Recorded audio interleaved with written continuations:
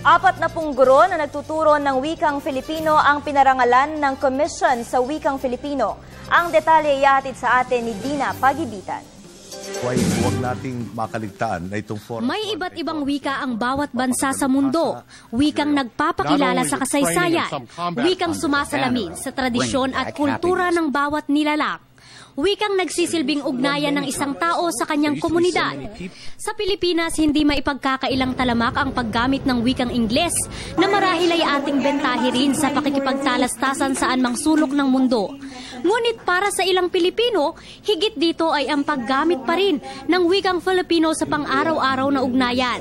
Kaya naman, sa kauna-unahang pagkakataon, kinilala ng Komisyon sa Wikang Filipino ang mahigit 40 guro ng asignaturang Filipino sa buong bansa dahil sa kanilang kontribusyon sa pagtuturo ng wikang atin.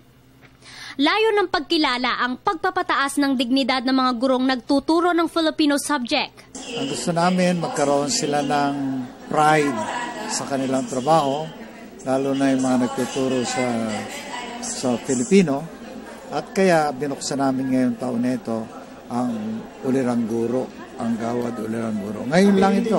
Mahalagang alam tayo ng ibang wika katulad ng Ingles, wikang Banyaga para hindi naman tayo maiwan sa pagsulong ng mundo, pero kailangan hindi natin nakakalimutan ang sariling wika natin para hindi na natin maisip na hindi natin kapantay ang ibang bansa. Ilan lamang sa mga pinarangalan, sina Rowela at Romeo na naniniwalang ang paggamit sa sariling wika ay daan sa pagkakaisa at kapayapaan. Siyempre, mas magkakaunawaan kung pare-parehas ang ating wika, no?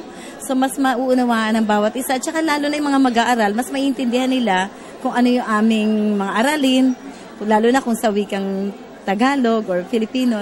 The fact na kinikilala ang mga guro ng mga Pilipino, isa tong mataas na antas na pagkilala. Ibig sabihin, hindi tayo na si-set aside. Tandaan natin na ang laging sandigan ng bawat nasyon o bawat ang bansa ay yung wika. So, ibig sabihin, kung uugatin natin, kung susuportahan natin yung ating wika, matitiyak natin yung kaunlaran, yung tinasabi natin ng wika ng pagkakaisa at wika ng kapayapaan. Umaasa ang komisyon na mas maraming ulirang guro pa ang kikilalanin dahil sa kanilang pagpapalawig ng wikang sariling atin. Para sa Telebisyon ng Bayan, ako si Dina Pagibitan.